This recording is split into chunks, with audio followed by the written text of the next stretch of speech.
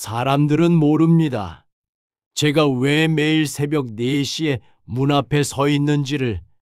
저에게는 마지막으로 해야 할 일이 있습니다. 20년 동안 숨겨진 이 가족의 상처를 치유하는 것, 그들을 진실로 이끌어주는 제 마지막 일을 이제 시작하려고 합니다. 어둠이 채 거치지 않은 새벽 4시, 60대 남편 민수는 희미한 발소리에 잠에서 깨어났습니다. 똑똑똑.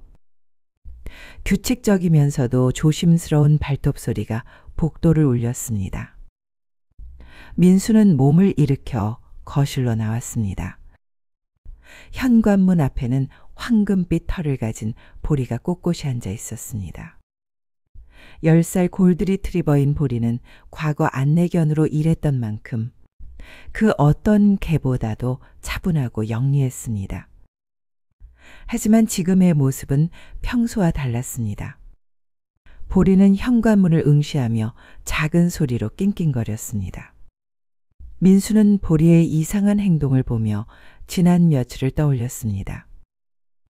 사실 보리는 일주일 전부터 조금씩 변화를 보이고 있었습니다. 평소 저녁 산책 후에는 바로 잠자리에 들었는데 최근에는 밤늦게까지 현관 근처를 서성거렸습니다. 그리고 가끔 창문 밖을 바라보며 의미 모를 울음소리를 내곤 했습니다. 보리야, 왜 그래? 밖에 나가고 싶어. 보리는 민수를 돌아보더니 고개를 끄덕이듯 움직였습니다. 그 눈빛에는 무언가 간절함이 담겨 있었습니다. 민수는 잠시 망설였습니다. 보리가 이 집에 온 지 벌써 3년이 되었지만 이렇게 새벽에 나가려 한 적은 없었거든요. 보리는 원래 시각장애인을 돕는 안내견으로 훈련받았던 개였습니다. 5년간 한 할아버지를 도우며 서울 시내 곳곳을 누비던 특별한 경력을 가지고 있었습니다. 그 할아버지가 세상을 떠나기 전까지 보리는 완벽한 안내견이었습니다. 횡단보도에서 신호를 구분하고 장애물을 피해 안전한 길을 찾아주며 위험한 상황에서는 주인을 보호하는 것이 보리의 일상이었습니다. 할아버지는 보리를 아들처럼 아꼈습니다. 보리야, 너는 내 눈이자 내 발이야. 내가 없으면 난 아무것도 할 수 없어. 할아버지가 자주 하시던 말이었습니다. 그런 할아버지가 갑작스러운 심장마비로 세상을 떠나자 보리는 며칠 동안 음식도 먹지 않고 할아버지의 빈 침대 옆에서 꼼짝하지 않았습니다. 안내견 센터에서도 보리의 상태를 걱정했습니다. 안내견으로서의 임무는 끝났지만 보리는 여전히 젊고 건강했습니다. 새로운 가정에서 평범한 반려견으로 살 수 있는 기회를 주고 싶었던 센터는 보리에게 적합한 가족을 찾기 시작했습니다. 그때 민수네 가족이 나타났습니다. 민수와 정숙은 30대 딸 은영과 함께 반려견을 키우고 싶어 했습니다. 하지만 단순히 귀여운 강아지를 원하는 것이 아니라 이미 성숙하고 훈련된 개를 찾고 있었습니다. 우리는 개를 키워본 경험은 없지만 정말 사랑으로 키우고 싶어요. 정숙이 센터 직원에게 말했습니다. 보리는 특별한 이력을 가진 개라 처음엔 적응하기 어려울 수도 있어요. 센터 직원이 걱정스럽게 말했습니다. 하지만 보리와 민수네 가족의 첫 만남은 운명적이었습니다. 보리는 민수를 보자마자 꼬리를 흔들며 다가갔고 정숙의 손을 살짝 핥았습니다. 그리고 은영이 부르는 소리에 즉시 반응하며 그녀 옆에 앉았습니다. 어머, 정말 똑똑하네요. 은영이 감탄했습니다. 그날 보리는 민수네 가족과 함께 새로운 집으로 향했습니다. 처음 며칠은 힘들었습니다. 보리는 새로운 환경에 적응하려 애쓰면서도 이전 주인을 그리워하는 모습을 보였습니다. 가끔 현관문 앞에 앉아서 누군가를 기다리는 듯한 모습을 보이기도 했습니다. 하지만 민순의 가족의 꾸준한 사랑과 관심 덕분에 보리는 점점 마음을 열기 시작했습니다.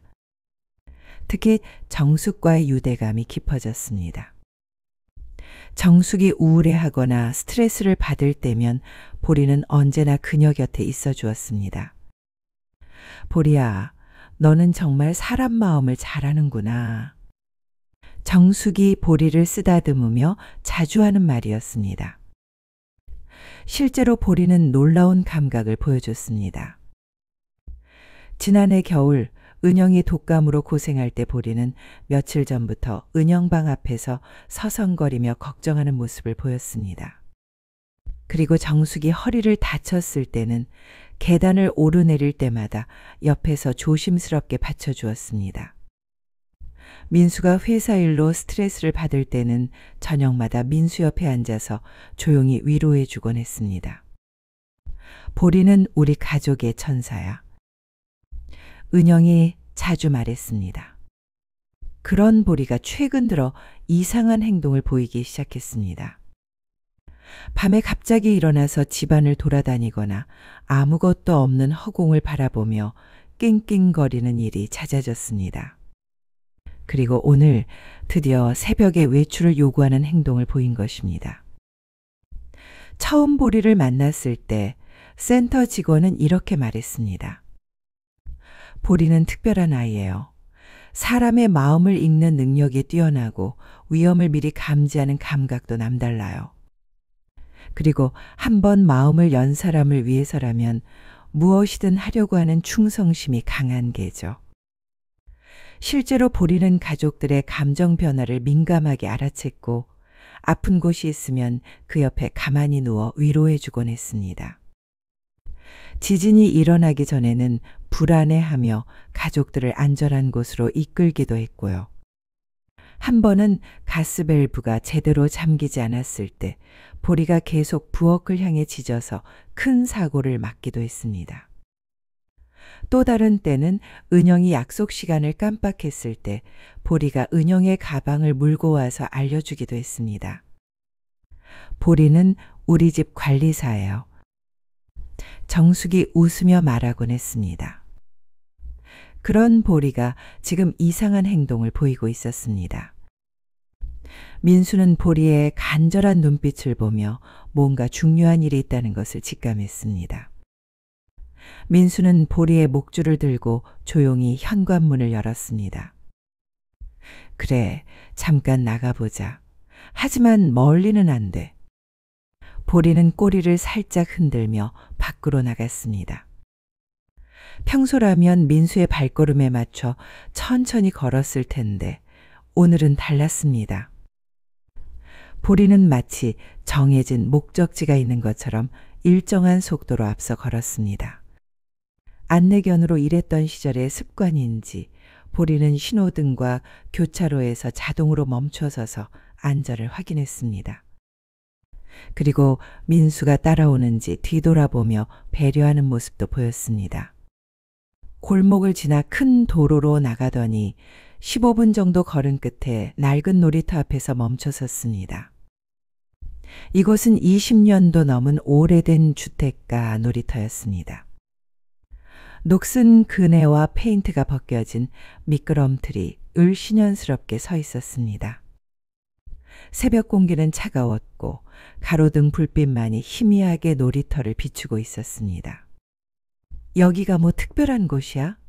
보리야, 집에 가자. 하지만 보리는 움직이지 않았습니다. 오히려 놀이터 한쪽 모퉁이를 향해 걸어갔습니다. 보리의 걸음걸이는 확신에 차 있었습니다. 마치 이 장소를 정확히 알고 있는 것처럼 말입니다. 민수는 할 수 없이 보리를 따라갔습니다. 보리는 오래된 벤치 옆 작은 화단 앞에서 앞발로 땅을 파기 시작했습니다. 보리의 발굴 실력은 놀라웠습니다. 안내견 시절에 배운 것은 아니었지만 마치 전문 탐지견처럼 정확한 지점을 찾아내고 있었습니다. 아이고, 보리야, 남의 화단을 왜 파냐? 하지만 보리는 멈추지 않았습니다. 몇 번의 발질 끝에 흙 속에서 작고 낡은 상자 하나가 모습을 드러냈습니다. 플라스틱으로 만든 작은 상자였는데 오랫동안 땅속에 묻혀 있었던 듯 흙투성이었습니다.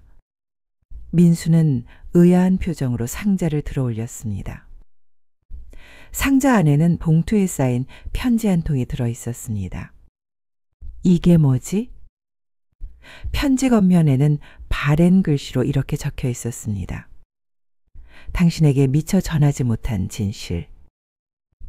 민수는 손을 떨며 편지를 펼쳤습니다. 하지만 글씨가 너무 흐려져서 제대로 읽을 수가 없었습니다. 다만 마지막 부분에서 미안합니다라는 글자와 20년 전의 날짜만이 겨우 보였습니다.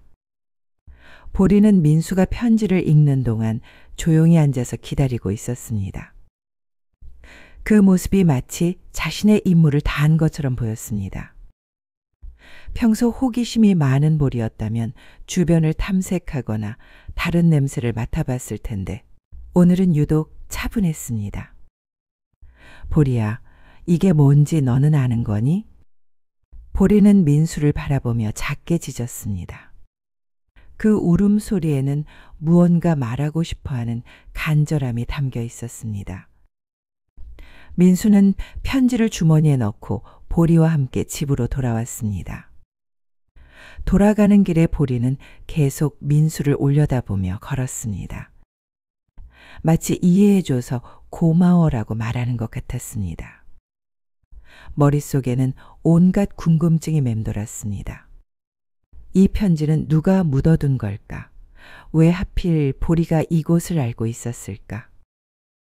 집에 도착했을 때는 이미 새벽 5시가 넘었고 아내 정숙이 부엌에서 차를 끓이고 있었습니다. 정숙은 일찍 일어나는 편이었지만 오늘은 평소보다 더 일찍 일어난 것 같았습니다. 어머, 여보, 이 시간에 어디 갔다 와? 보리가 나가자고 해서 잠깐 산책했어. 그런데 민수는 주머니에서 편지를 꺼내 보였습니다. 정숙이 편지를 보는 순간 그녀의 얼굴이 하얗게 질렸습니다. 찻잔을 들던 손이 미세하게 떨렸습니다. 이게 어디서 나온 거예요? 보리가 데려간 놀이터 화단에 묻혀 있었어.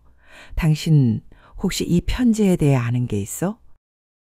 정숙은 편지를 자세히 들여다보더니 갑자기 눈물을 글썽였습니다. 여보, 이건... 하지만 말을 끝내지 못하고 고개를 돌렸습니다.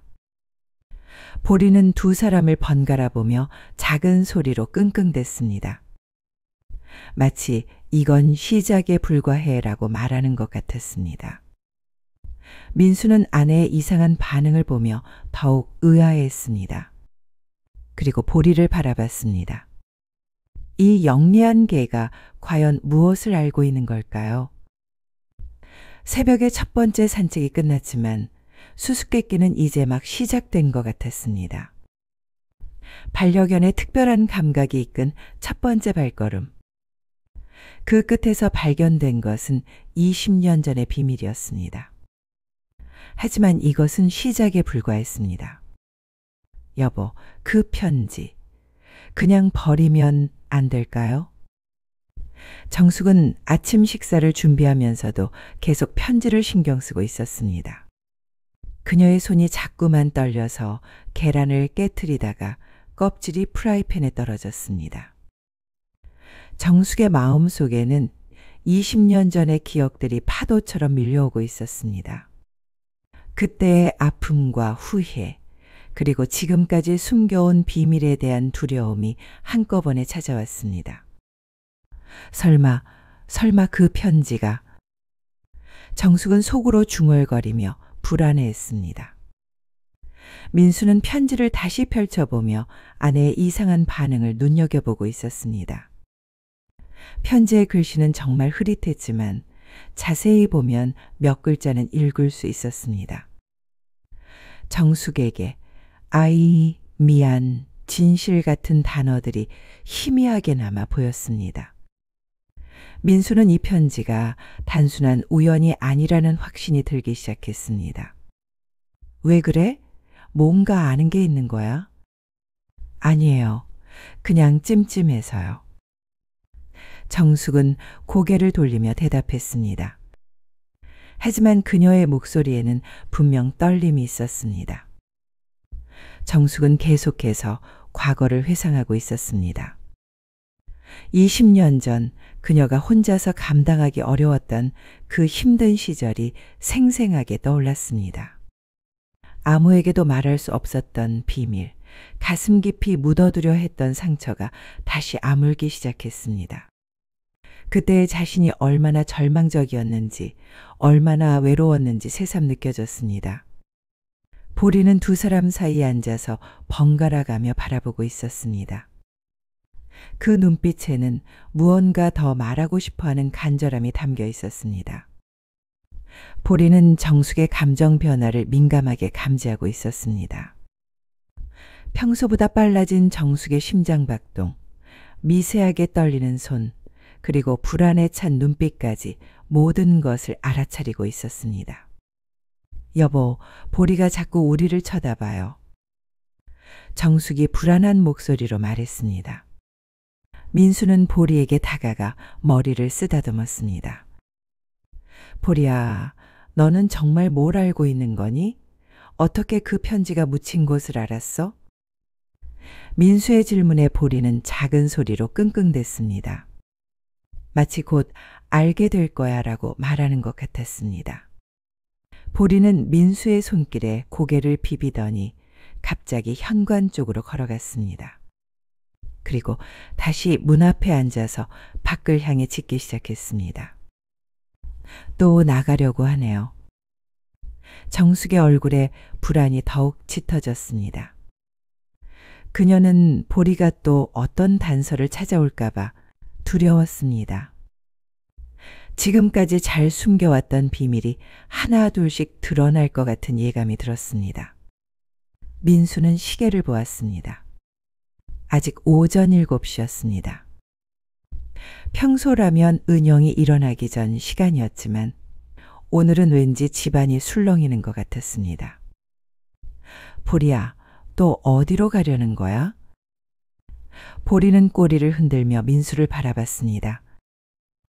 그 모습이 마치 따라와 더 보여줄 게 있어라고 말하는 것 같았습니다. 이때 30대 딸 은영이 출근 준비를 하며 거실로 나왔습니다. 은영은 평소보다 일찍 일어났는데 어젯밤 부모님과 보리의 이상한 행동이 신경 쓰여서 잠을 제대로 이루지 못했습니다.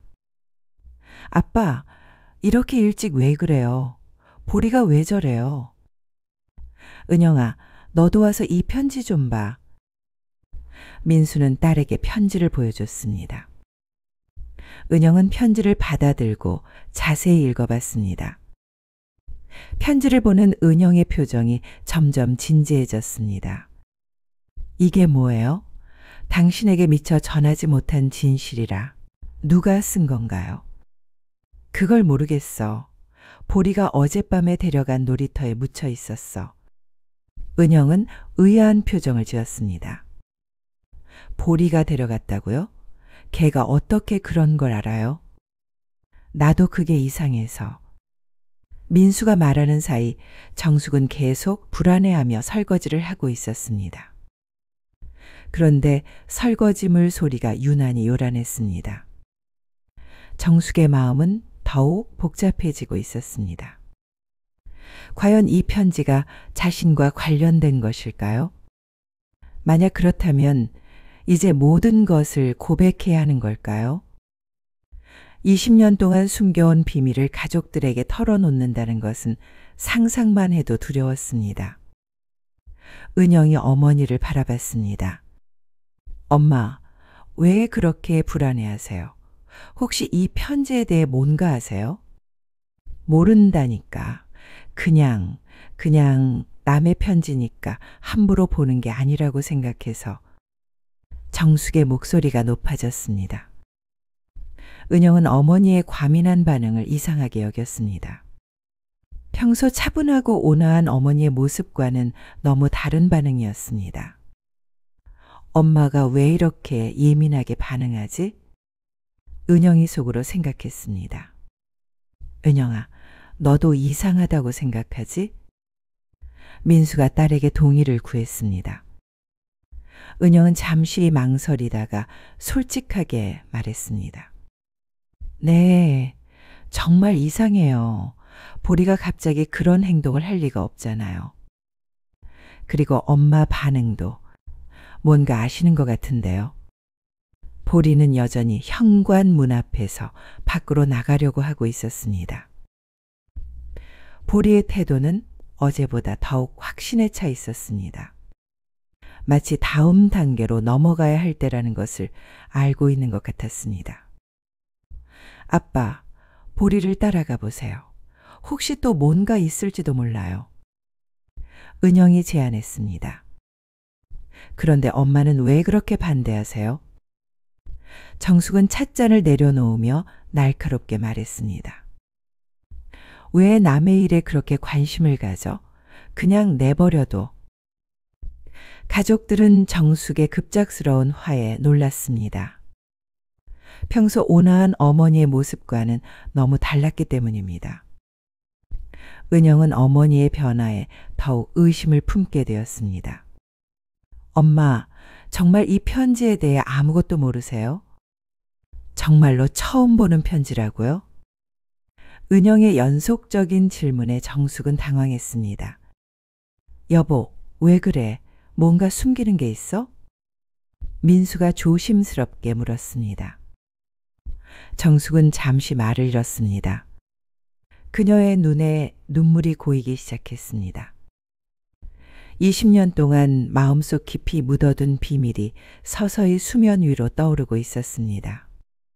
아무것도 숨기는 거 없어요. 하지만 그녀의 목소리는 더욱 떨리고 있었습니다.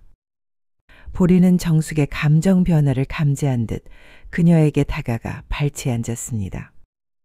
그리고 작은 소리로 끙끙댔습니다. 보리의 따뜻한 존재감이 정숙에게 위로가 되었지만 동시에 더욱 마음이 아팠습니다. 보리야, 너도 엄마가 뭔가 숨기고 있다는 걸 아는구나? 은영이 보리를 바라보며 말했습니다. 정숙은 갑자기 자리에서 일어났습니다. 나는 방에 들어갈게요. 알아서 해요. 그녀가 방으로 들어가려는 순간 보리가 앞을 막았습니다. 그리고 정숙을 올려다보며 애처로운 눈빛을 보냈습니다. 보리의 눈빛에는 도망가지 마. 이제 말할 때가 왔어라는 메시지가 담겨 있는 것 같았습니다. 보리야, 비켜. 정숙의 목소리가 더욱 떨렸습니다. 보리는 움직이지 않았습니다. 오히려 정숙의 손을 살짝 핥았습니다. 그 순간 정숙의 눈에서 눈물이 흘러내렸습니다. 보리야, 너는 다 알고 있구나. 민수와 은영은 이상한 광경을 바라보며 더욱 의아해했습니다. 정숙과 보리 사이에 무언가 특별한 교감이 있는 것 같았습니다. 엄마, 도대체 뭘 하신다는 거예요? 은영이 다급하게 물었습니다. 하지만 정숙은 대답하지 않고 방으로 들어가 버렸습니다. 민수는 편지를 다시 자세히 살펴봤습니다. 편지 끝에 적힌 날짜를 보니 정확히 20년 전이었습니다. 그리고 흐릿하게 보이는 글씨 중에 아이라는 단어가 눈에 띄었습니다. 은영아, 여기 봐. 아이라고 적혀 있어. 정말이네요. 미안해. 아이를 이렇게 보여요.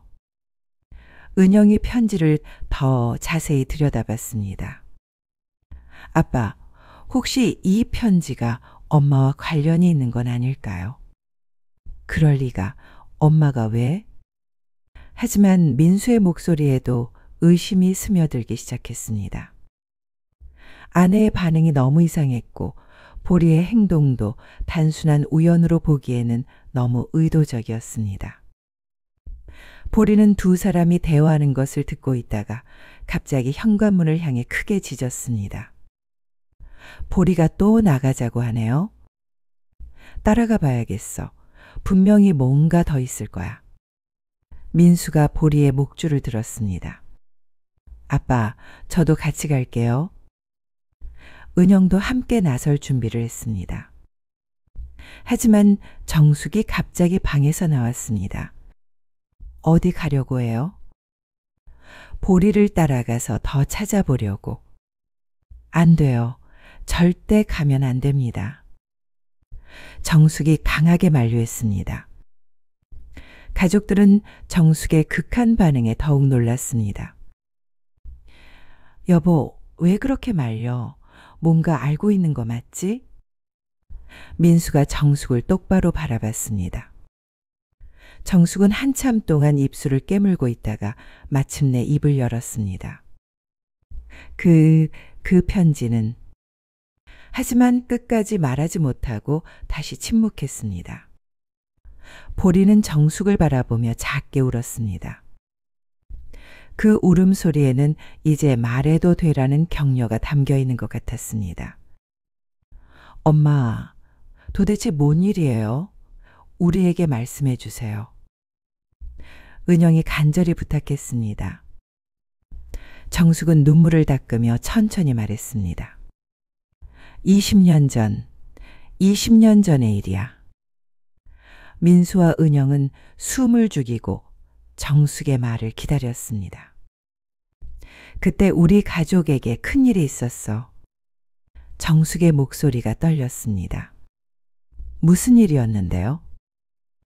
그건 아직 말할 수 없어. 정숙이 다시 입을 다물었습니다. 보리는 정숙의 발치에 앉아서 그녀를 위로하듯 조용히 있었습니다. 민수는 아내의 모습을 보며 뭔가 큰 비밀이 숨겨져 있다는 것을 확신했습니다. 여보, 우리는 가족이야. 무슨 일이든 함께 해결할 수 있어.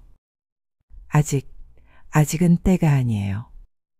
정숙이 고개를 저었습니다. 은영은 답답함을 감추지 못했습니다. 엄마, 보리가 우리를 어디론가 데려가려고 해요. 분명히 중요한 이유가 있을 거예요. 그래서 더 무서운 거야. 정숙이 떨리는 목소리로 말했습니다. 보리가 모든 걸 알고 있는 것 같아서. 가족들은 정숙의 말에 더욱 혼란스러워했습니다. 과연 보리는 무엇을 알고 있는 걸까요? 그리고 20년 전에 도대체 무슨 일이 있었던 걸까요? 민수는 편지를 주머니에 넣으며 결심했습니다. 내일 새벽에는 반드시 보리를 따라가서 진실을 찾아내겠다고 말입니다. 보리는 마치 민수의 마음을 읽은 듯 그를 바라보며 조용히 꼬리를 흔들었습니다.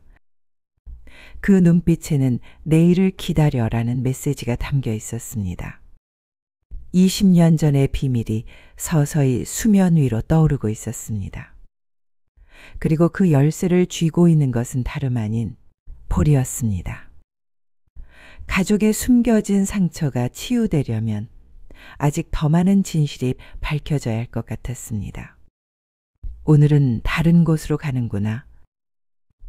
다음 날 새벽, 보리는 어제와 다른 길로 민수를 이끌었습니다. 민수는 보리의 뒤를 따라가며 감탄하지 않을 수 없었습니다. 보리는 마치 지도를 머릿속에 그려놓은 것처럼 정확한 길을 알고 있었습니다. 신호등 앞에서는 스스로 멈춰서서 빨간불이 바뀔 때까지 기다렸고 차가 오는 소리를 들으면 민수를 안전한 곳으로 이끌었습니다. 안내견 시절의 훈련이 몸에 배어있는 모습이었습니다. 보리야, 너 정말 대단하다. 민수가 보리의 머리를 쓰다듬자 보리는 잠시 꼬리를 흔들다가 다시 앞으로 걸어갔습니다. 이번에는 20분 정도 걸어서 오래된 주택가에 도착했습니다. 30년도 된 낡은 집들이 줄지어 서 있는 동네였습니다. 보리는 그중 한 집 앞에서 멈춰섰습니다. 대문이 굳게 잠겨 있고 마당에는 잡초가 무성했습니다. 여기는 사람이 살지 않는 것 같은데. 민수가 중얼거리자 보리는 대문 옆 담장 밑을 파기 시작했습니다. 보리의 발굴 실력은 놀라웠습니다. 정확한 지점을 찾아 효율적으로 파내는 모습이 마치 숙련된 탐지견 같았습니다. 얼마 지나지 않아 또 다른 상자가 모습을 드러냈습니다. 이번에는 나무로 만든 작은 상자였습니다. 민수는 조심스럽게 상자를 열어봤습니다. 안에는 오래된 사진 한 장이 들어있었습니다. 흑백 사진이었는데 젊은 시절의 정숙이 아기를 안고 있는 모습이었습니다. 이게 정숙이야? 민수는 깜짝 놀랐습니다. 사진 속 정숙은 지금보다 훨씬 어려 보였고 안고 있는 아기는 은영이 아니었습니다. 은영이 태어나기 전에 찍힌 사진인 것 같았습니다. 사진 뒷면에는 희미한 글씨가 적혀 있었습니다. 준호야, 엄마가 미안해.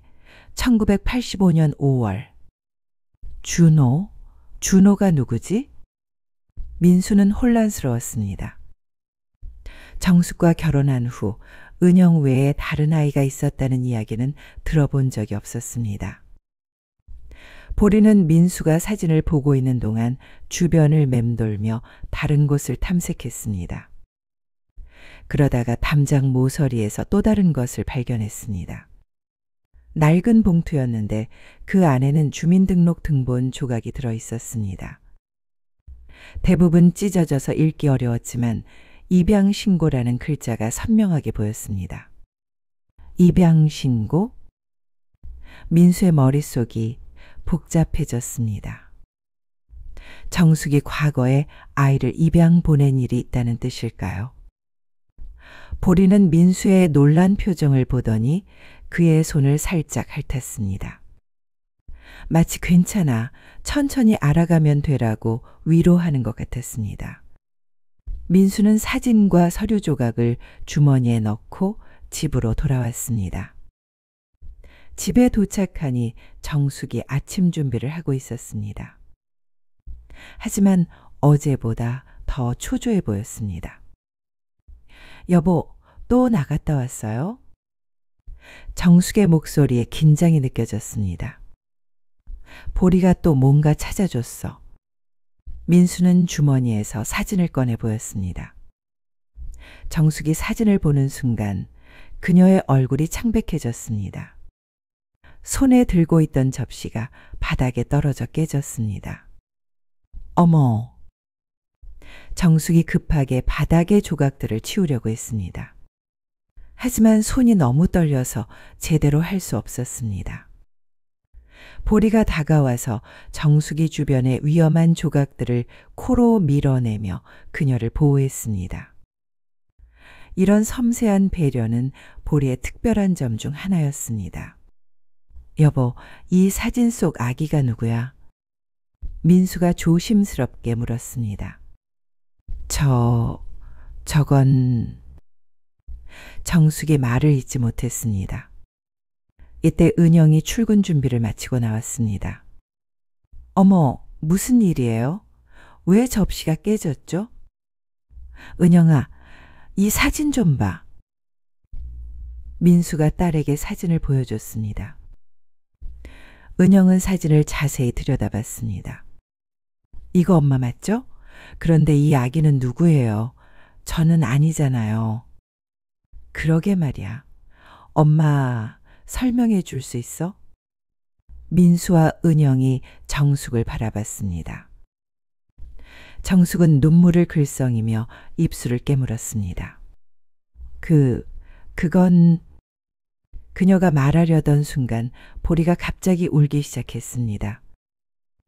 보리의 울음소리는 평소와 달랐습니다.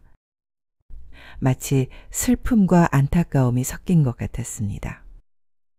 보리는 정숙에게 다가가서 그녀의 무릎에 머리를 기댔습니다.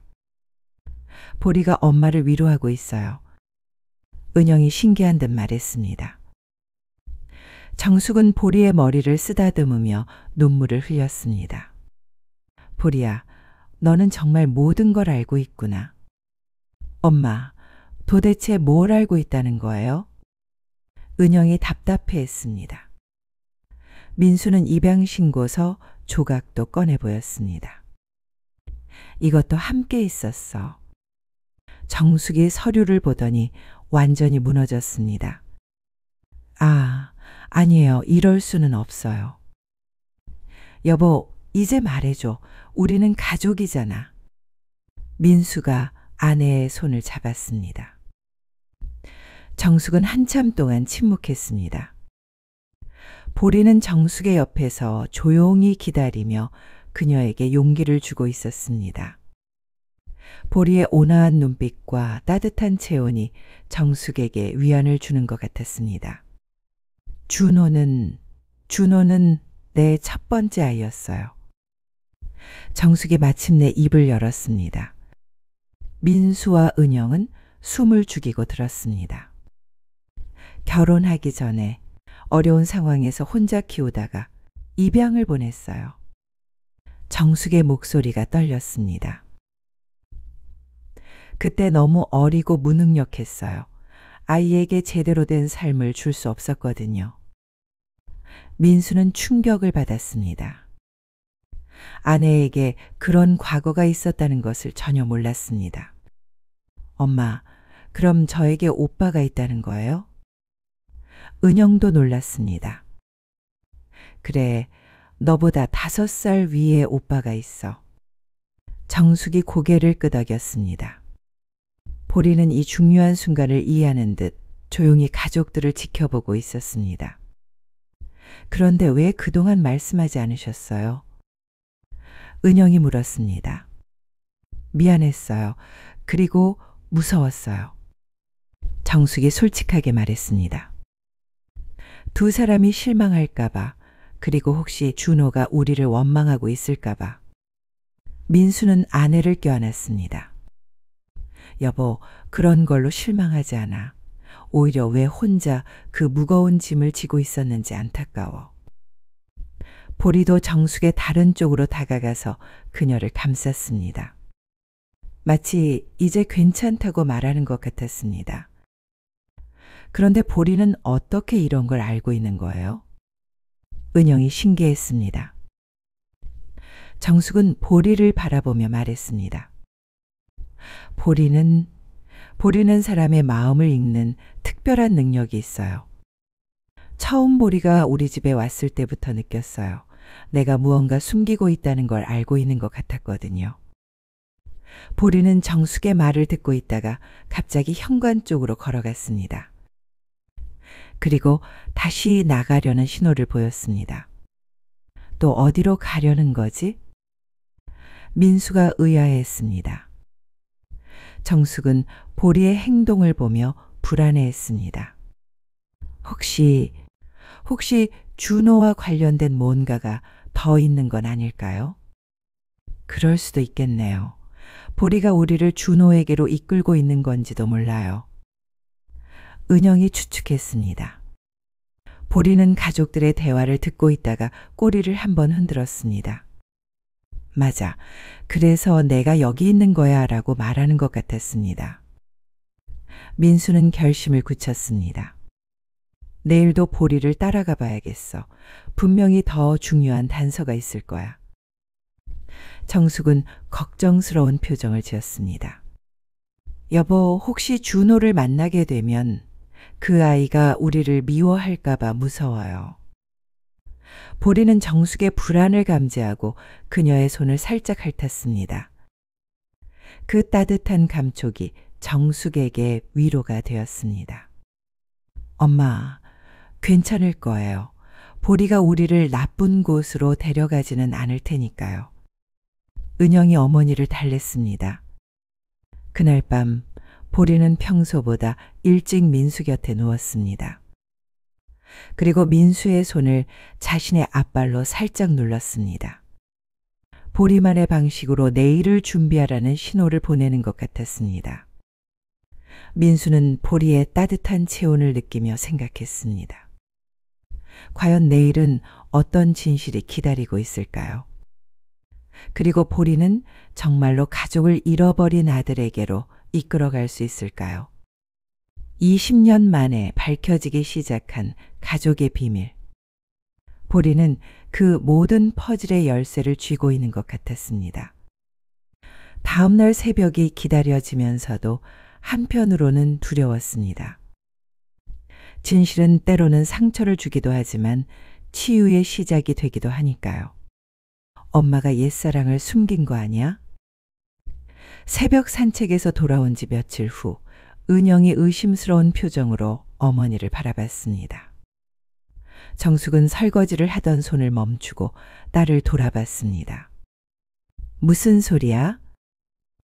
아빠와 결혼하기 전에 다른 남자와 사귀었던 거 아니에요? 그래서 준호가 태어난 거고요. 은영의 직설적인 말에 정숙의 얼굴이 붉어졌습니다. 민수도 이 대화를 듣고 있었는데 갑자기 불편한 기색을 보였습니다.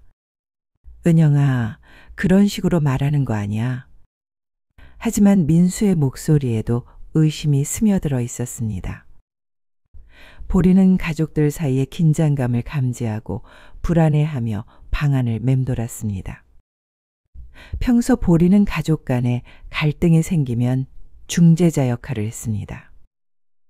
이번에도 정숙과 은영 사이에 앉아서 번갈아 쳐다보며 작은 소리로 끙끙댔습니다. 보리도 뭔가 이상하다고 생각하는 것 같은데요.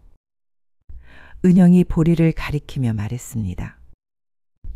정숙은 눈물을 글썽이며 식탁에 앉았습니다. 두 사람이 그렇게 생각한다면 할 말이 없네. 여보, 그게 아니라. 민수가 말을 시작하려던 순간 보리가 갑자기 현관 쪽으로 달려갔습니다. 그리고 평소보다 더 강하게 짖기 시작했습니다. 보리의 짖는 소리는 세 가지로 구분되었습니다. 위험을 알릴 때의 날카로운 소리, 기쁠 때의 경쾌한 소리, 그리고 뭔가 중요한 것을 알렸을 때의 깊고 진중한 소리였습니다. 지금은 마지막 종류의 소리였습니다. 보리가 또 뭔가 발견한 것 같아요. 은영이 말했습니다. 민수는 보리의 목줄을 들고 일어났습니다. 오늘도 따라가 봐야겠어. 저도 같이 갈게요. 은영도 함께 나설 준비를 했습니다. 정숙은 불안한 표정으로 두 사람을 말렸습니다. 제발 그만두세요. 더 이상은 안 돼요. 하지만 보리는 이미 문 앞에서 기다리고 있었습니다. 그 눈빛에는 오늘은 정말 중요한 곳으로 가야 해라는 절박함이 담겨 있었습니다. 민수와 은영은 보리를 따라 집을 나섰습니다. 이번에는 보리가 더 먼 곳으로 이끌었습니다. 30분 정도 걸어서 도착한 곳은 오래된 묘지였습니다. 여기는 왜 온 거지? 민수가 의아해했습니다. 보리는 묘지 한편에 있는 작은 관리사무소 뒤편으로 갔습니다. 그곳에는 버려진 것처럼 보이는 낡은 창고가 있었습니다. 보리는 창고 문 앞에서 멈춰서더니 바닥을 파기 시작했습니다. 이번에는 금속 상자가 나왔습니다. 상자를 열어보니 안에는 여러 장의 편지가 들어 있었습니다. 민수는 편지들을 하나씩 읽어봤습니다. 모두 같은 사람이 쓴 것 같았는데 내용이 이상했습니다. 정수가, 나는 아직도 너를 기다리고 있어. 우리 아이 준호는 잘 자라고 있을까? 언젠가는 우리 세 가족이 다시 만날 수 있을 거라고 믿어. 내가 죽으면 이 편지들을 누군가 발견해 주길 바래. 편지들을 읽은 민수의 얼굴이 굳어졌습니다. 이게 무슨 뜻이야? 은영도 편지를 읽고 충격을 받았습니다. 엄마에게 다른 남자가 있었던 거네요. 그리고 그 사람이 준호의 아버지고요. 민수는 분노와 배신감을 느꼈습니다. 그동안 아내가 숨겨온 것이 단순히 입양 보낸 아이가 아니라 다른 남자와의 관계에서 생긴 아이였다는 사실에 충격을 받았습니다. 아빠, 진정하세요. 은영이 아버지를 달랬지만 민수의 마음은 이미 복잡해져 있었습니다. 보리는 민수의 감정 변화를 감지하고 그의 옆에 바짝 붙어 앉았습니다. 보리는 사람의 감정이 격해질 때 그 옆에서 조용히 있으면서 진정시키는 능력이 있었습니다. 따뜻한 체온과 고요한 존재감이 민수의 마음을 차분하게 만들었습니다. 보리야, 너는 이런 것까지 알고 있었구나. 민수가 보리를 쓰다듬으며 한숨을 쉬었습니다. 집으로 돌아오는 길에 민수와 은영은 말이 없었습니다. 둘 다 머릿속이 복잡했습니다. 집에 도착하자 정숙이 초조하게 기다리고 있었습니다. 어떻게 됐어요? 또 뭔가 찾았어요? 정숙의 불안한 목소리에 민수는 편지들을 내밀었습니다. 이게 뭐야? 정숙이 편지들을 보는 순간 그녀의 얼굴이 새하얗게 변했습니다. 이건 어디서? 묘지 창고에 묻혀 있었어. 보리가 찾아줬지. 민수의 목소리가 차갑게 식어 있었습니다. 여보, 이 편지의 주인이 준호의 아버지야? 정숙은 편지를 부들부들 떨며 읽었습니다. 그리고는 갑자기 소리를 내며 울기 시작했습니다. 아니에요. 이건 아니에요. 그럼 뭐야? 설명해봐. 민수의 목소리가 높아졌습니다. 은영이도 어머니를 따져 물었습니다. 엄마, 이제 진실을 말씀하세요. 준호의 아버지가 누구예요? 정숙은 눈물을 흘리며 고개를 저었습니다. 이 편지를 쓴 사람은, 이 사람은 그녀가 말하려던 순간 보리가 갑자기 크게 짖었습니다. 보리는 평소 집안에서 크게 짖지 않는 개였습니다. 하지만 지금은 마치 잘못 생각하고 있어라고 경고하는 것 같았습니다. 보리야, 왜 그래? 은영이 보리를 바라봤습니다. 보리는 편지들을 코로 툭툭 건드리더니 그중 하나를 입에 물고 정숙에게 가져다 주었습니다. 보리가 뭔가 알려주려고 하는 것 같아요. 은영이 말했습니다. 정숙은 보리가 가져온 편지를 자세히 읽어봤습니다. 그러더니 갑자기 안도의 표정을 지었습니다. 여보, 은영아, 이 편지를 자세히 읽어봐. 정숙이 편지를 민수에게 건넸습니다. 민수는 편지를 다시 읽기 시작했습니다. 그런데 이번에는 다른 부분이 눈에 띄었습니다. 정숙아, 내가 어려운 상황에서 혼자 아이를 키우는 걸 보니 마음이 아프다. 내가 준호의 아버지는 아니지만 너희 모자를 도와주고 싶었다. 하지만 내가 아이를 입양 보내기로 결정했으니 존중하겠다. 민수는 편지를 다시 읽으며 깨달았습니다. 이 남자는 준호의 아버지가 아니었습니다. 그저 정숙을 짝사랑했던 사람이었고 정숙이 혼자 아이를 키우는 것을 안타까워했던 사람이었습니다. 그럼 이 사람은? 민수가 의아해했습니다. 정숙은 눈물을 닦으며 설명했습니다. 준석이라는 사람이에요. 제가 어려울 때 도와주려고 했던 사람이지만 저는 받아들이지 않았어요. 그 사람이 혼자 편지를 쓴 거예요. 저희가 연인 관계였던 건 아니에요. 은영은 혼란스러워했습니다. 그럼 진짜 준호의 아버지는 누구예요? 정숙은 깊게 한숨을 쉬었습니다. 그건 아직 말할 수 없어요. 민수는 안도감과 함께 미안함을 느꼈습니다. 여보, 미안해. 내가 성급하게 판단했어. 보리는 가족들의 오해가 풀리는 것을 보고 꼬리를 흔들었습니다. 그리고 다시 현관문 앞으로 가서 앉았습니다. 보리가 또 나가려고 해요. 은영이 말했습니다. 정숙은 보리를 바라보며 말했습니다. 보리야, 너는 정말 우리 가족의 수호천사 같아. 내가 없었다면 우리가 이렇게 오해했을 뻔했어.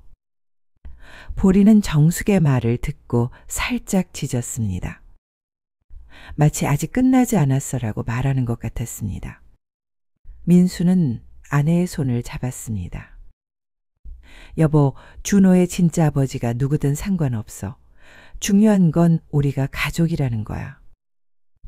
정숙은 고개를 끄덕이며 눈물을 흘렸습니다. 하지만 그녀의 눈에는 여전히 불안함이 남아 있었습니다. 은영은 부모님의 화해를 보며 안도했지만 여전히 궁금했습니다. 그럼 우리는 언제 준호 오빠를 만날 수 있을까요? 보리는 은영의 말을 듣고 일어나서 문 앞에 섰습니다. 그 모습이 마치 내일이면 모든 게 밝혀질 거야 라고 말하는 것 같았습니다. 가족들은 보리의 신비로운 능력에 다시 한번 감탄했습니다. 과연 보리는 어떤 결말을 준비하고 있는 걸까요? 그리고 정숙이 아직 말하지 못하는 진실은 무엇일까요? 다음 날 새벽 마지막 산책이 모든 답을 줄 것 같았습니다. 보리의 눈빛에는 확신이 차 있었습니다. 이제 정말로 가족이 하나가 될 때가 온 것 같았습니다. 오늘이 마지막 산책이 될 것 같아요. 다음 날 새벽 보리는 평소와 다른 모습을 보였습니다. 늘 활기차게 앞서 걷던 보리가 오늘은 민수의 발걸음에 맞춰 천천히 걸었습니다. 마치 이 시간을 소중히 여기며 기억하려는 것처럼 말입니다. 보리의 털빛도 어제와 달라 보였습니다. 여전히 아름다운 황금빛이었지만 어딘지 모르게 생기가 없어 보였습니다. 그리고 평소보다 자주 민수를 돌아보며 걸었습니다. 민수는 보리의 변화된 모습을 보며 이상함을 느꼈습니다. 보리야, 오늘은 왜 이렇게 천천히 가니? 보리는 민수를 올려다보며 조용히 꼬리를 흔들었습니다. 그 눈빛에는 평소와 다른 깊은 슬픔과 사랑이 동시에 담겨 있었습니다. 마치 이별을 예감하고 있는 것 같은 애틋함이 느껴졌습니다. 이번에 보리가 이끈 곳은 시내 한복판에 있는 작은 공원이었습니다. 아침 운동을 나온 사람들이 드문드문 보였습니다. 공원은 아직 새벽 공기가 남아있어 고요했고 이슬이 풀잎에 맺혀 반짝이고 있었습니다. 공원 벤치에는 40대 남성 한 분이 혼자 앉아 하늘을 바라보고 있었습니다. 그는 무언가 깊은 생각에 잠겨 있는 듯 했습니다. 보리는 그 남성을 보더니 갑자기 온몸이 떨리기 시작했습니다. 그리고 꼬리를 흔들기 시작했는데 그 움직임이 평소보다 격렬했습니다. 마치 오랫동안 기다려온 순간이 드디어 왔다는 것을 알고 있는 것 같았습니다.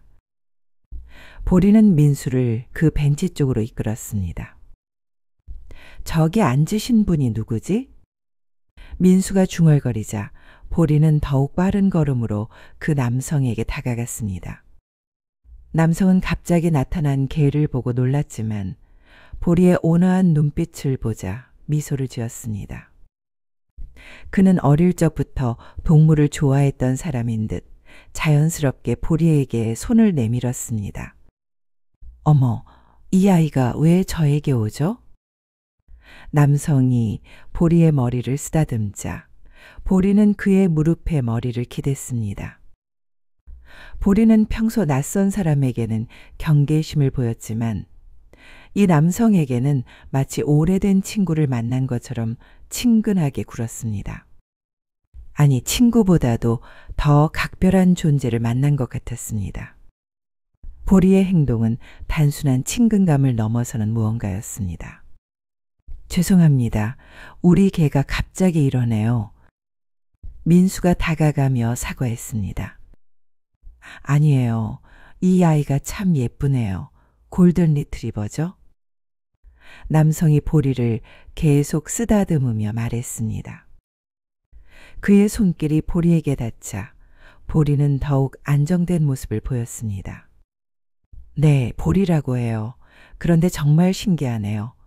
평소에는 낯선 분께 이렇게 다가가지 않는데.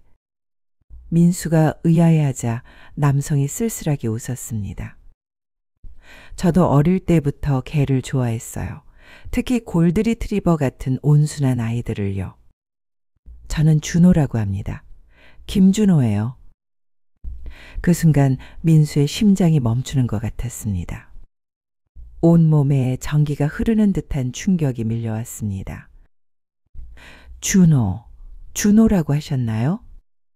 네, 왜 그러세요? 혹시 저를 아시나요? 준호가 민수의 놀란 표정을 보며 의아했습니다. 민수는 잠시 말을 잃었습니다.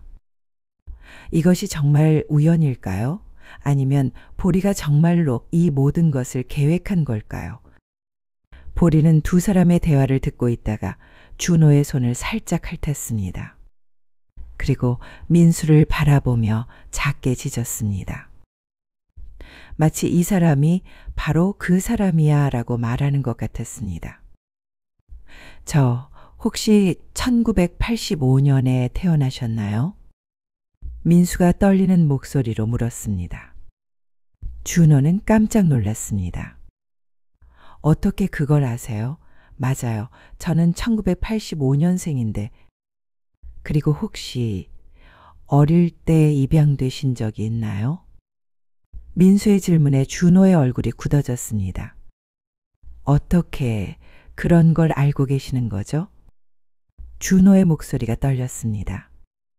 민수의 눈에 눈물이 고였습니다.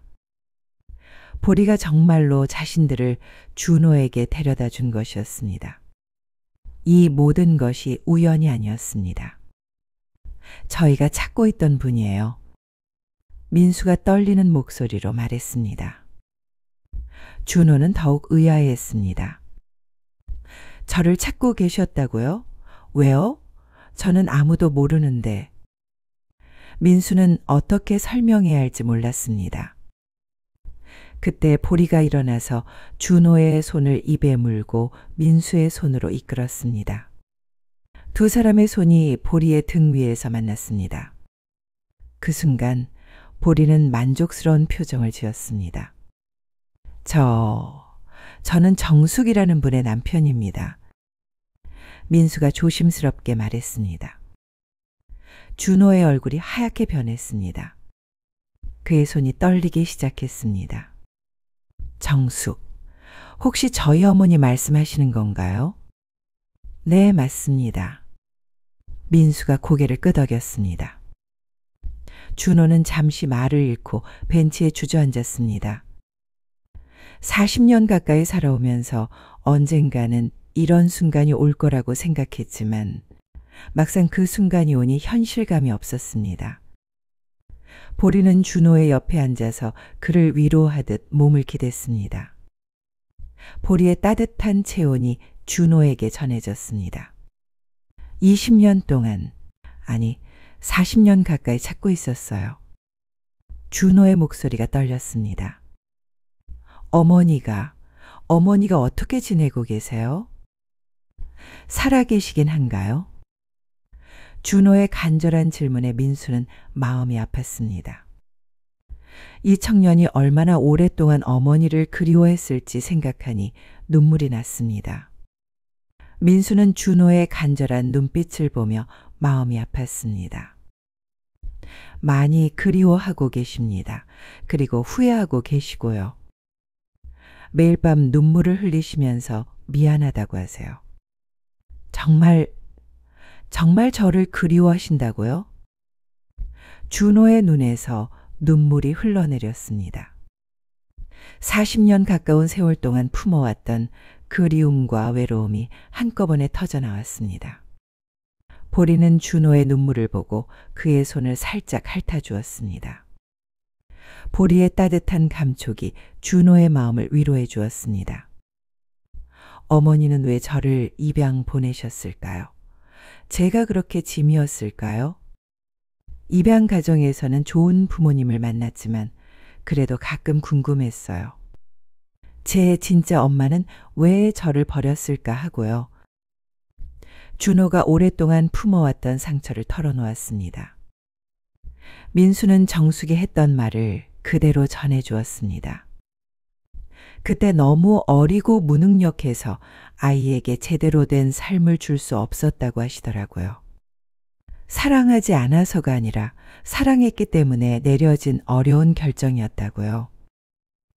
어머니는 당신을 버린 게 아니라 더 나은 삶을 살라고 보내신 거예요. 민수의 말에 준호는 더욱 울었습니다. 그동안 마음속에 있던 원망과 상처가 조금씩 녹아내리는 것 같았습니다.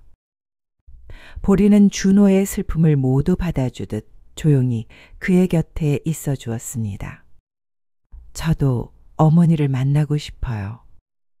정말 저를 용서해 주실까요? 준호가 마침내 입을 열었습니다. 민수는 기쁨과 안도감으로 눈물을 흘렸습니다. 용서라니요. 어머니야말로 당신에게 용서를 구하고 싶어 하세요. 집에 가시겠어요? 어머니가 기다리고 계실 거예요. 준호는 고개를 끄덕였습니다. 네, 가겠습니다. 40년 만에 어머니를 만나러 가겠습니다.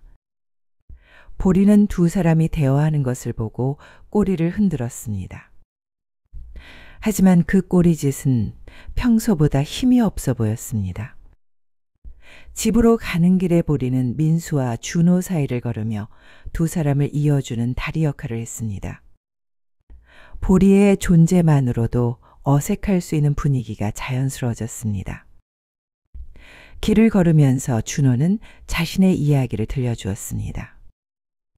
저는 정말 좋은 양부모님을 만났어요. 사랑을 많이 받으며 자랐고요. 지금은 초등학교에서 아이들을 가르치고 있어요. 그런데 가끔은 진짜 부모님이 궁금했어요. 특히 어머니가요. 민수는 준호의 이야기를 들으며 감동했습니다. 좋은 사람으로 자란 준호를 보니 정숙이 얼마나 기뻐할지 상상이 되었습니다. 집에 도착하자 정숙과 은영이 초조하게 기다리고 있었습니다. 여보, 어떻게 됐어요? 정숙이 다가오다가 준호를 보고 멈춰 섰습니다. 시간이 정지한 것 같았습니다. 정숙의 눈에는 40년 전의 기억이 되살아났습니다. 갓난아기였던 준호의 모습이 눈앞에 떠올랐습니다. 어머니. 준호가 떨리는 목소리로 말했습니다. 준호야, 정말 네가 준호야? 정숙이 믿을 수 없다는 표정으로 아들을 바라봤습니다. 네, 어머니. 저예요. 그 순간 정숙이 준호에게 달려가 안아주었습니다. 40년 만에 재회였습니다. 정숙은 아들을 안고 목 놓아 울었습니다. 미안해. 정말 미안해. 엄마가 너무 미안해. 그동안 얼마나 보고 싶었는지. 매일 밤 너를 생각하며 울었어. 정숙의 눈물이 준호의 어깨를 적셨습니다. 괜찮아요, 어머니. 이제 괜찮아요. 저도 어머니가 보고 싶었어요. 준호도 어머니를 꼭 안으며 눈물을 흘렸습니다. 은영은 이 광경을 보며 감동해서 울었습니다. 오빠, 정말 오빠 맞아요? 드디어 만났네요. 그래, 은영아, 내 오빠야. 예쁘게 잘 자랐구나. 준호가 여동생을 바라보며 미소 지었습니다. 가족들이 서로 안고 우는 동안 보리는 조금 떨어진 곳에서 조용히 지켜보고 있었습니다. 그 모습이 마치 자신의 임무를 완수한 만족스러운 표정 같았습니다. 보리의 눈빛에는 평화로움이 가득했습니다. 하지만 동시에 깊은 피로도 느껴졌습니다. 민수는 보리를 바라보며 고마움을 느꼈습니다. 보리야, 내가 우리 가족을 다시 만나게 해줬구나. 정말 고마워. 너는 우리 가족의 천사야. 보리는 민수를 바라보며 조용히 꼬리를 흔들었습니다. 하지만 그 꼬리짓은 평소보다 힘이 없어 보였습니다. 마치 마지막 힘을 다 쓴 것 같았습니다. 그날 저녁 가족들은 오랜만에 모든 구성원이 함께 식사를 했습니다. 40년 만에 완성된 진정한 가족의 식탁이었습니다. 준호는 입양 가정에서 잘 자랐고 지금은 초등학교 교사로 일하고 있다고 했습니다. 어머니, 저는 어머니를 원망하지 않아요. 오히려 감사해요. 준호가 정숙의 손을 잡으며 말했습니다. 입양 가정에서 좋은 부모님을 만나 행복하게 자랐거든요. 그리고 지금 이렇게 다시 만날 수 있어서 더욱 기뻐요. 양부모님도 제가 진짜 부모님을 만나는 것을 축하해 주셨어요. 정숙은 아들의 따뜻한 말에 또다시 눈물을 흘렸습니다. 고마워. 정말 고마워. 내가 이렇게 훌륭하게 자라줘서. 은영도 기뻐했습니다. 오빠, 앞으로 자주 만나요. 40년을 헤어져 살았으니 이제부턴 더 자주 봐야 해요. 그럼 우리는 이제 진짜 가족이니까. 민수는 이 모든 기적을 만들어준 보리를 바라봤습니다. 보리야, 정말 고마워. 내가 없었다면 우리가 이렇게 만날 수 있었을까? 보리는 가족들의 행복한 모습을 보며 식탁 옆에 조용히 누워 있었습니다. 평소라면 음식 냄새에 관심을 보였을 텐데 오늘은 유독 조용했습니다. 보리의 숨소리도 평소보다 얕아진 것 같았습니다. 식사가 끝난 후 보리는 평소보다 일찍 민수의 침대 옆으로 갔습니다. 그리고 민수의 손을 자신의 앞발로 감쌌습니다. 보리만의 특별한 애정 표현이었습니다. 보리야, 고마워. 정말 고마워. 민수가 보리를 쓰다듬으며 말했습니다. 보리는 민수를 바라보며 작게 짖었습니다. 그 울음소리는 평소와 달리 작별 인사 같았습니다. 마치 내 임무는 끝났어. 이제 편안히 갈 수 있어라고 말하는 것 같았습니다. 다음 날 아침, 가족들은 보리가 움직이지 않는 것을 발견했습니다. 보리는 평화로운 표정으로 눈을 감고 있었습니다. 마치 모든 임무를 완수한 후 편안히 잠든 것 같았습니다. 보리의 얼굴에는 고통의 흔적이 전혀 없었습니다. 오히려 만족스러운 미소를 띠고 있는 것 같았습니다. 보리야, 보리야. 가족들은 보리를 안고 울었습니다. 준호도 하룻밤 사이에 정든 보리의 죽음에 슬퍼했습니다. 보리가 저희를 만나게 해주고 떠났네요. 정말 천사 같은 개였어요. 보리가 우리를 위해 마지막 힘을 다한 것 같아요. 은영이 눈물을 흘리며 말했습니다. 그래, 보리가 우리에게 준 마지막 선물이야.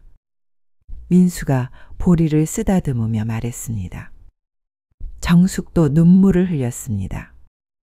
보리야, 내가 우리 가족을 다시 만나게 해줬구나. 고마워, 정말 고마워. 가족들은 보리를 공원 한편에 정성스럽게 묻어주었습니다. 보리가 처음 준호를 만나게 해준 그 공원이었습니다. 묘비에는 이렇게 새겨졌습니다. 사랑하는 보리, 우리 가족의 수호천사 2015년에서 2025년까지. 그 후로도 가족들은 자주 만나 지냈습니다. 준호는 정기적으로 어머니를 찾아뵈었고 은영과도 좋은 남매가 되었습니다. 주말마다 모여서 함께 시간을 보냈고 명절에는 준호의 양부모님도 함께 만났습니다. 두 가족이 하나가 되어 더욱 따뜻한 대가족이 되었습니다. 가끔 가족들이 함께 보리의 묘를 찾을 때면 바람이 불어와 마치 보리가 인사하는 것 같았습니다. 그때마다 가족들은 보리를 생각하며 고마움을 표했습니다. 민수는 항상 말했습니다. 보리가 우리에게 준 건 단순히 재회가 아니야. 진정한 가족의 의미를 알려준 거지. 사랑이 무엇인지, 가족이 무엇인지 가르쳐 준 거야. 정숙도 고개를 끄덕였습니다. 보리 덕분에 우리가 완전한 가족이 될 수 있었어. 40년 동안 가슴에 묻어둔 아픔이 치유되었고, 그리고 은영이 덧붙였습니다. 보리는 우리에게 사랑이 무엇인지 보여준 최고의 선생님이었어요. 용서와 화해가 얼마나 소중한지도 알려줬고요. 준호는 새로운 가족과 함께하는 시간이 소중했습니다. 제가 어려서 헤어졌지만 결국 다시 만날 수 있었던 건 보리 덕분이에요. 보리는 제게 진짜 가족을 찾아주었어요. 그리고 사랑이 시간과 거리를 뛰어넘는다는 것도 보여줬고요. 1년이 지나고 보리의 묘에는 항상 신선한 꽃이 놓여 있었습니다. 가족들이 돌아가며 가져다 놓는 꽃들이었습니다. 바람이 불어와 나뭇잎들이 흔들렸습니다. 마치 보리가 하늘에서 가족들을 지켜보며 미소 짓고 있는 것 같았습니다. 어느 봄날 가족들이 모여 보리의 묘를 찾았을 때였습니다. 공원에는 새로운 생명들이 움트고 있었습니다. 보리의 묘 주변에는 작은 들꽃들이 피어나고 있었고 나비들이 날아다니고 있었습니다. 보리야, 우리 모두 잘 지내고 있어. 정숙이 묘비에 손을 대며 말했습니다. 내 덕분에 우리 가족이 완성되었어. 준호가 어머니 옆에 무릎을 꿇고 앉았습니다. 보리야, 나는 이제 정말 행복해. 어머니와 아버지, 그리고 은영이와 함께 있게 돼서. 보리, 내가 우리에게 준 선물은 평생 잊지 않을게. 은영도 꽃을 놓으며 말했습니다. 보리야, 고마워. 오빠를 찾아줘서, 우리 가족을 완전하게 만들어줘서. 민수는 보리와의 추억을 떠올렸습니다. 첫 만남부터 마지막 순간까지의 모든 기억들이 소중했습니다. 보리야, 너는 정말 특별한 개였어. 우리에게 사랑이 무엇인지 가르쳐준 진짜 가족이었지. 그들이 보리의 묘 앞에서 이야기를 나누고 있을 때 멀리서 한 가족이 강아지와 함께 산책하는 모습이 보였습니다. 아이들이 웃으며 강아지와 뛰어노는 모습을 보니 보리와 함께했던 행복한 시간들이 떠올랐습니다. 보리는 지금도 우리를 지켜보고 있을 거야. 민수가 하늘을 바라보며 말했습니다. 그리고 다른 가족들도 도와주고 있을지도 몰라. 정말로 그랬습니다. 보리는 비록 무지개 다리를 건넜지만 그 아이가 남긴 사랑의 메시지는 영원히 이어져 갔습니다. 사랑하는 이를 찾는 모든 이들에게 가족의 소중함을 깨닫게 해주는 따뜻한 이야기로 말입니다. 보리의 마지막 산책은 끝났지만 가족의 새로운 시작은 이제부터였습니다. 사랑은 시간과 공간을 뛰어넘어 모든 것을 이어준다는 것을 보리가 몸소 보여준 것입니다. 그리고 그 사랑은 영원히 가족들의 마음속에 남아있을 것입니다. 진정한 사랑은 결코 사라지지 않습니다. 형태만 바뀔 뿐 사랑하는 이들의 마음속에서 영원히 살아갑니다. 보리가 그랬듯이 우리 모두의 마음속에는 누군가를 사랑하고 보호하려는 따뜻한 마음이 있습니다. 그 마음을 잊지 않고 서로를 아끼며 산다면 보리가 꿈꾸던 세상이 될 수 있을 것입니다. 반려견 보리의 마지막 산책이 전해준 메시지는 명확했습니다. 진정한 사랑은 포기하지 않으며 언젠가는 반드시 길을 찾아준다는 것입니다. 비록 보리는 무지개 다리를 건넜지만 그가 이어준 가족의 인연은 영원히 계속될 것입니다. 때로는 우리 곁에 있는 작은 존재가 가장 큰 기적을 만들어낸다는 것을 보리가 보여주었습니다. 사랑하는 이를 잃는 아픔보다 더 큰 것은 그들이 남겨준 사랑의 기억입니다. 보리는 떠났지만 보리가 심어준 사랑의 씨앗은 이 가족 안에서 계속 자라날 것입니다. 그리고 그 사랑은 다시 다른 누군가에게 전해져 세상을 조금 더 따뜻하게 만들어 갈 것입니다. 이것이 바로 보리가 우리에게 남긴 가장 소중한 유산입니다. 사랑을 나누고 용서하며 서로를 품어 안는 따뜻한 마음 말입니다. 이야기는 여기서 마무리됩니다. 지금까지 사는 게 드라마다였습니다. 여기 사는 게 드라마다 채널은 삶의 한켠에서 피어나는 따뜻한 이야기를 전하려고 합니다. 오늘의 이야기가 마음에 남으셨다면 구독과 좋아요로 함께 걸어가 주세요. 여러분의 관심이 또 다른 이야기를 이어가는 힘이 됩니다. 감사합니다.